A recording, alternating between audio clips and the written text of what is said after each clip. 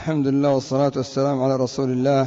أنا ناصح للحكومة السورية الجديدة ولرئيسها أحمد الشرع حفظه الله ووفقه أن يضربوا بيد من حديد على الدروز وعلى العلويين وعلى الرافضة، فإنهم لا أمان لهم ولا ينفع مع هؤلاء اذهبوا فأنتم الطلقاء. هذه قلة فهم وقلة علم إن صدرت من أحد من أهل السنة. لا ينفع مع الرافضة اذهبوا فأنتم الطلقاء. لا يصلح مع الرافضة إلا الإهانة والاحتقار والازدراء والبطش، حتى يمشي أحدهم ذليلا حقيرا مهانا، وإلا لن يترك المسلمين في شأنهم. انظروا إليه وفقه الله، عفى عنهم وتركهم، وإذا بهم بعد شهرين يريدون الانقلاب عليه. الدروز تتعاون مع اليهود وتطلب اليهود تنقذها، دروز رافضة، والعلويون يطلبون روسيا ويأخذون الأوامر من خمنائي وشلة خمنائي رافضة، والرافضة الذين يسمون رافضة لا يركن إلى الرافضة بجميع أصنافهم، لا باطنية ولا رافضة ولا اثني عشرية ولا زيدية ولا أحد.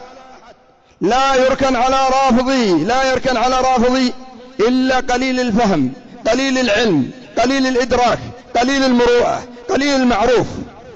فمن رأيتموه يركن إلى الرافضي فاعلموا أن فيه هذه الصفات الذميمة الحقيرة. فهذه نصيحة لأهل سوريا، لا تأخذكم في الرافضة إلا ولا ذمة.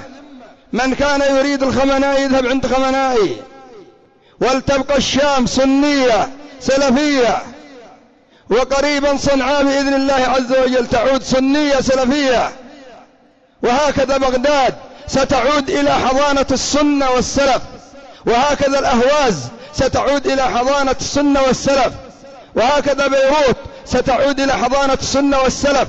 لا بقاء للرافضة في البلاد الإسلامية إلا أن يكونوا مع النفاق، كما كان عبد الله بن أبي بن سلول، وكما كان عبد الله بن سبأ اليهودي، سلفهم السيء، سلفهم الحقير. الرافضة قام عليهم علي بن أبي طالب وحرقهم بالنار رضي الله عنه. الرافضة قتلوا الحسين بن علي رضي الله عنه. الرافضة رفضوا زيد بن علي رحمه الله. الرافضة أعمالهم قذرة، لا أخلاق، لا مروءة، لا عقيدة، لا استقامة، لا توحيد، لا شيء. أسوأ من اليهود، ووالله وبالله وطالله أنهم أسوأ من اليهود في كثير من الأمور، أسوأ من النصارى في كثير من الأمور. فهذه نصيحة لأهل سوريا، مكنكم الله، خذوا على أيدي الرافضة، لا تبقوه في وزارة، لا تبقوه في عسكرة، لا تبقوه في إدارة.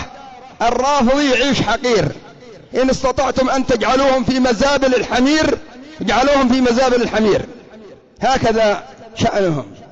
أما تعفو عنهم ويبكر يشتي ينقلب عليك.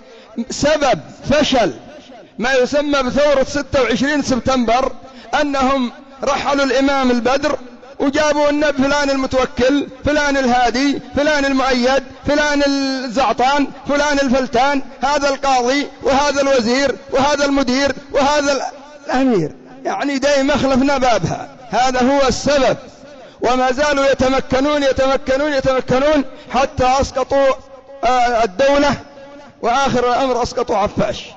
ما للرافضة أمن ولا أمان أبدا، إلا إذا كنت ممن يأمن الحيات ويأمن العقارب، وإلا لا أمن لهم ولا أمان. والمعروف إليهم إساءة، والإحسان إليهم إساءة.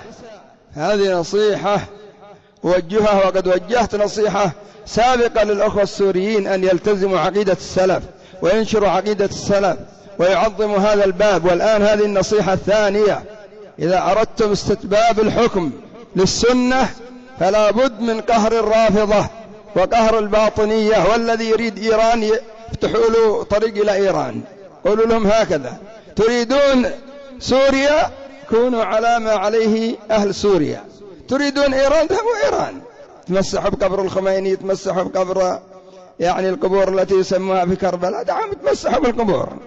هؤلاء لا يصلحون أصلا إلا للبكاء والعويل. طول السنة وهم يبكون ويعولون، موت الحسين، موت علي، موت فاطمة، موت زيد، موت زعطان، موت فلتان. مساكين الناس أول رمضان يصلوا تراويح، أول رمضان يشعروا برائحة الأمن والأمان، والآن يشتري الرافضة يعيدوا من جديد.